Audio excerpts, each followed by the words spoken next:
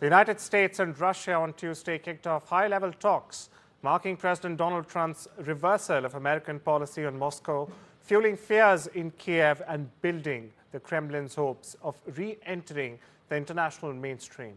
U.S. Secretary of State Marco Rubio and Russia's Foreign Minister Sergei Lavrov met in Saudi Arabia, which is mediating, in fact, the talks, while Ukraine and Europe have ironically been left out of the negotiating table.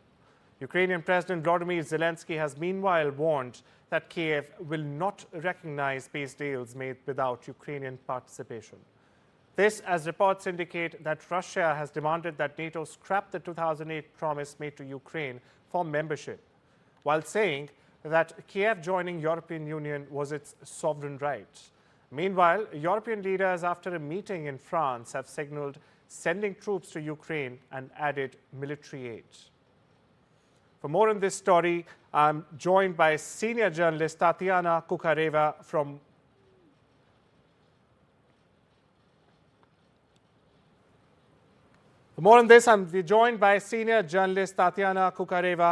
Moscow. Tatiana, if you could hear me, what's Russia's main objective in these talks, particularly in relation to the future of its relationship with the US and the broader geopolitical landscape? Good day to you, Arjun.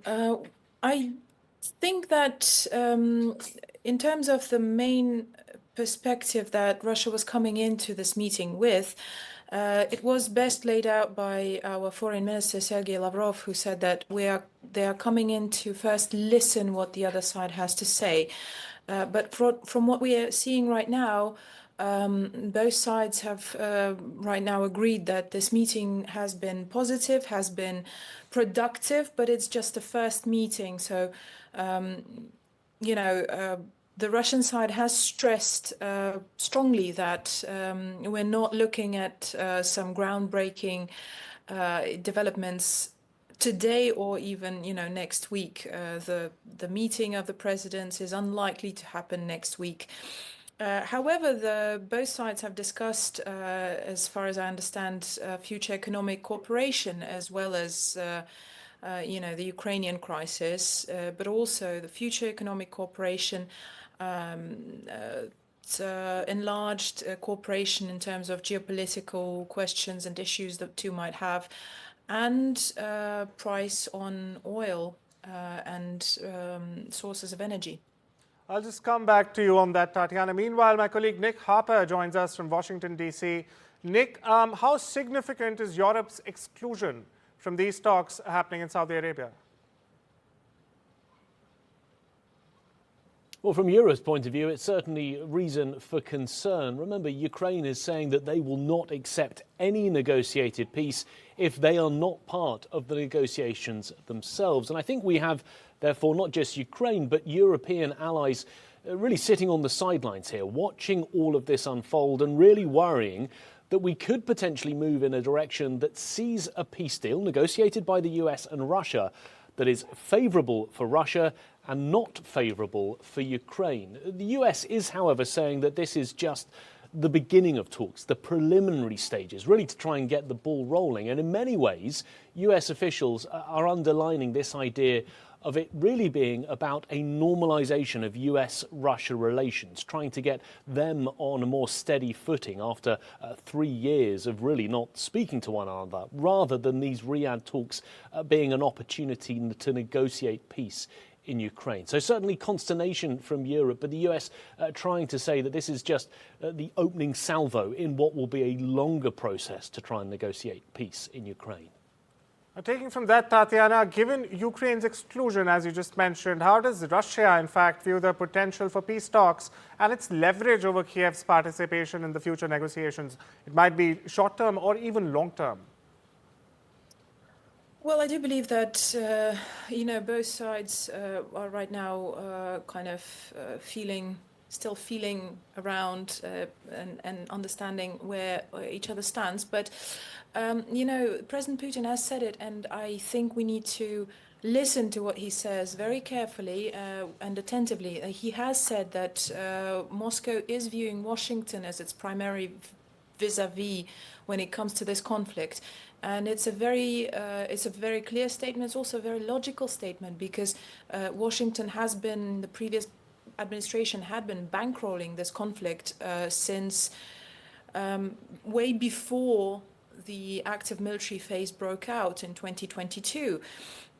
So the prospects are actually very, it could be long-term perspective here. It just comes to the point of where the two sides being Moscow and Washington, happen to agree on what's acceptable to both of them.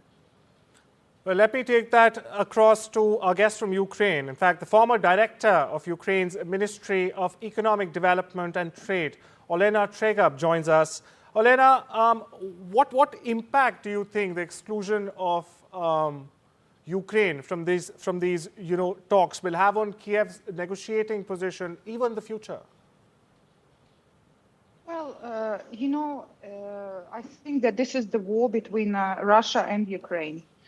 And Russia started this war, and now there are two parties in this war. So if Ukraine is excluded, it just means that Ukrainian people, Ukrainian nation, they will be deciding themselves what to do. When we had the revolution in 2014, there was negotiation between our autocratic Russian agent, President Yanukovych, and the Western partners, European Union, US, and they agreed that he can stay for a while. But they didn't include Ukrainian people. And because of that, Ukraine proceeded to push him out. And this will be the same. It's a decision of two nations. There are two nations at war right now, and one nation is excluded. So one nation will still, Ukrainians are resilient. They want to defend their country. They don't want to surrender to Russia. It doesn't matter that it will be maybe negotiated between Russia and US. It's not only Ukraine, interesting. The European Union has also been excluded. A question for you, Nick. How do you think the European countries can effectively assert their interests without being sidelined by these talks? Well, they're certainly trying, holding their own summits on the same day as this Riyadh summit. We know that the European Union has said that they want to be a partner with the United States in this whole peace negotiation.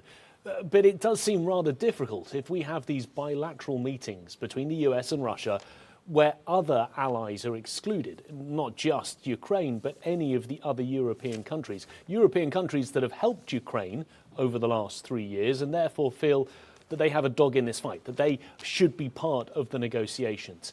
They also say that with Ukraine being part of Europe, on the doorstep there, between Russia and the rest of Western Europe, it is vital that Europeans should have a say in what takes place next, because there has been that warning for many, many months that if President Putin gets what he wants in this negotiated peace, then what could potentially stop him from moving even further into Europe in the future? And I think there is that fear, therefore, from Europe. If they're not part of negotiations, if they're not part of setting the agenda and setting out what comes next, then there is this problem that we could see the Europeans quite simply not getting what they want. So that fear from Europe, but the US continuing to say there is a possibility further down the line for greater participation. But at this stage, they're keeping it very close to their chest, just dealing with the Russians and excluding Ukraine and the European countries. Over to you now, Tatiana.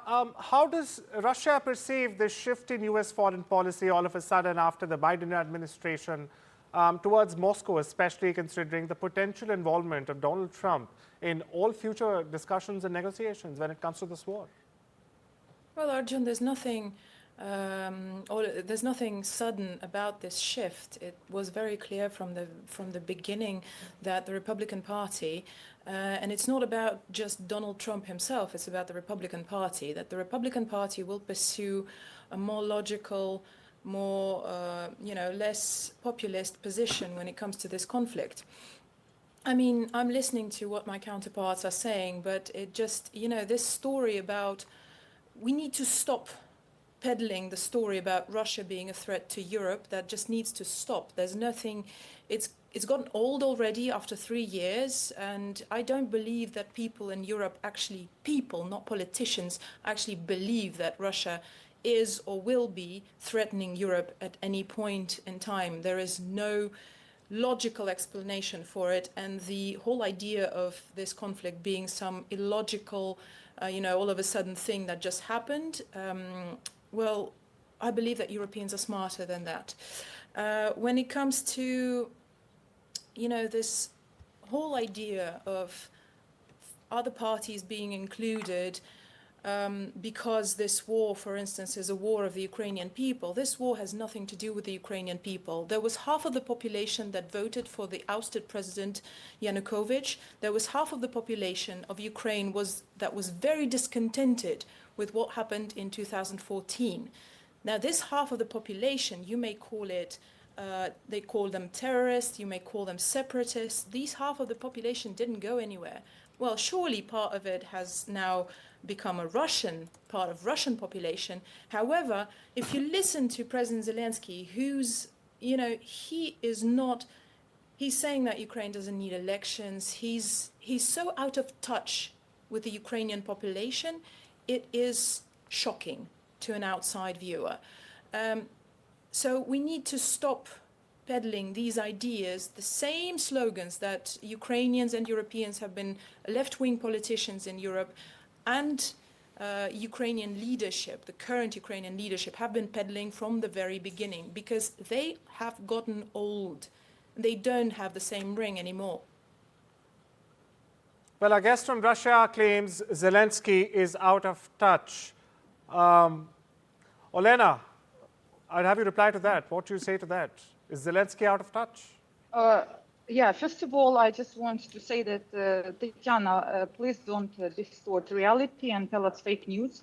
50% of Ukrainians voted for Yanukovych when they thought that he is pro-Ukrainian, and he pretended to be pro-Ukrainian and spoke Ukrainian language. But when they realized that he plays Russian interests, almost nobody supported him several years after that election. And right now, before the war, the support was maybe at 10%. So the same with Zelensky.